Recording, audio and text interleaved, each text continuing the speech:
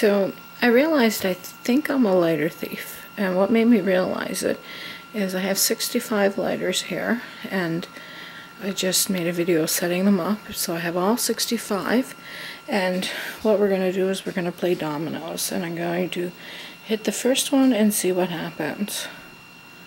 And this is really how I realized that I was a lighter thief, because a friend of mine works at a convenience store, and I went to get a lighter the other day because I didn't have one on me, and I realized I had 2 bucketfuls home, and I was like, because I have matches and stuff, and I was like, I must be a lighter thief, because there's no way I went into the store 65 times and bought a lighter, so I must be like a lighter thief. So anyway, here we go. We're going to hit the first one and see what happens.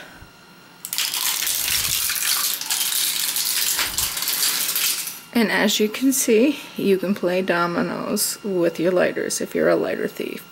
So thanks for watching. Like and subscribe and share with all your friends. Thank you.